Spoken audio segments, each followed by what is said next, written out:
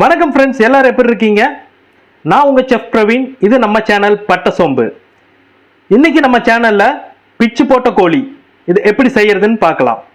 இது ரொம்ப சிம்பிளானது. இன்கிரீடியன்ட் கூட நிறைய யூஸ் பண்ணல, ஜஸ்ட் ஒரு 3 ஐட்டம் தான் யூஸ் பண்ணியிருக்கோம். இப்போ இந்த ஐட்டத்துக்கு நம்ம என்னென்ன தேவைங்கிறது பார்த்துக்கலாம். ஃபர்ஸ்ட் சிக்கன் வந்து நான் ஒரு 250 கிராம் 1/4 கிலோ எடுத்திருக்கேன். சிக்கனை வந்து குக்கரில் கொஞ்சம் தண்ணி ஊற்றி மஞ்சத்தூள் உப்பும் போட்டு வேக வச்சு எடுத்து ஒரு 3 விசில் அடிங்க. வேக வச்சு எடுத்து பீஸாக பிச்சு வச்சிருக்கேன். இந்த மாதிரி பிச்சு வச்சிருக்கேன் சிக்கனை. நெக்ஸ்ட் பெரிய சைஸ் வெங்காயம் 1 வெங்காயம், ஆயில் 3 ஸ்பூன், குருமிளகு நுணுக்குனது 1 ஸ்பூன், சால்ட்டு டேஸ்ட்டுக்கு, கருவேப்பிலை 1 பிஞ்ச். இன்னைக்கு நம்ம ரெசிபியில் இந்த ஐட்டம் மட்டும்தான் யூஸ் பண்ண போகிறோம். வாங்க எப்படி பண்ணுறதுன்னு பார்க்கலாம். இப்போ கடாய் நல்லா சூடாயிடுச்சு. ஆயில் ஆட் பண்ணிக்கலாம்.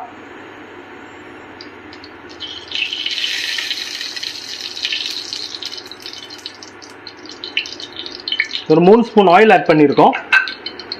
இந்த ஆயில் நல்லா சூடாகட்டும். சூடானதுக்கப்புறம் நம்ம இதில் ஆனியன் ஆட் பண்ணலாம். இப்போ ஆயில் நல்லா சூடாயிடுச்சு. இதில் நம்ம ஆனியன் ஆட் பண்ணலாம், வெங்காயத்தை ஆட் பண்ணலாம். முழுசா ஒரு பெரிய வெங்காயம் நம்ம ஆட் பண்ணியிருக்கோம்.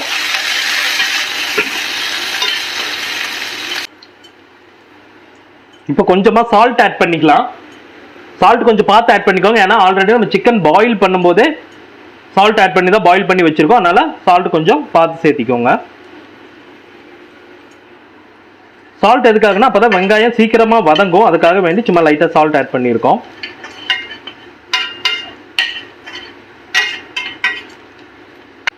இப்போ வெங்காயம் நல்லா கோல்டன் ப்ரௌன் கலரில் வர ஆரம்பிச்சிருச்சு.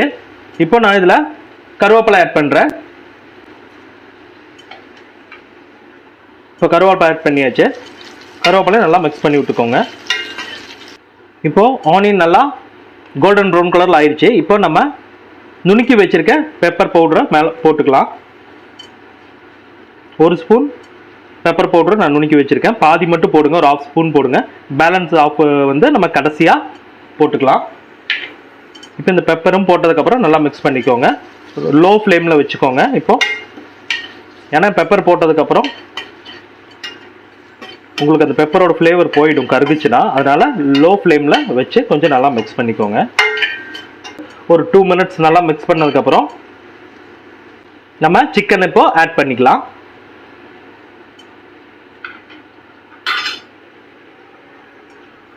இப்போ நான் ஆல்ரெடி பாயில் பண்ணி பிச்சு வச்சிருக்கோம் இல்லையா சிக்கன், அந்த சிக்கனை ஆட் பண்ணுறேன். 250 கிராம் சிக்கன் இதில் நான் இப்போ ஆட் பண்ணுறேன்.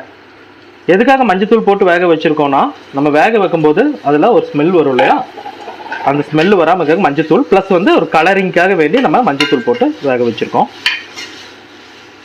இப்போ சிக்கன் இந்த மாதிரி நல்லா மிக்ஸ் பண்ணி விட்டுக்கோங்க. சிக்கன் பார்க்குறதுக்கு எவ்வளோ சூப்பராக இருக்குல்ல. இப்போ ஒரு 2 மினிட்ஸ் வந்து சிக்கன் நல்லா நம்ம இந்த மாதிரி மிக்ஸ் பண்ணி விட்டதுக்கப்புறம் இப்போ ஜஸ்ட் கொஞ்சமாக ஒரு 1/4 டம்ளரோட கம்மியாக இதில் வாட்டர் ஆட் பண்ணுங்க. எதுக்காக அப்படின்னா அந்த குருமிளகோட அந்த ஃப்ளேவர் வந்து அந்த சிக்கனுக்குள்ளே இறங்குறதுக்காக வேண்டி ஒரு 1/4 டம்ளரோட கம்மியாக இதில் நான் வாட்டர் ஆட் பண்ணிக்கிறேன். வாட்டர் ஆட் பண்ணிட்டு இப்போ நல்லா, ஏன்னா இது வந்து ட்ரை ஐட்டம், அதனால வந்து தண்ணி ஜாஸ்தி ஆட் பண்ணிடாதீங்க. 1/4 டம்ளரோட கம்மியாக இருக்கணும் தண்ணி.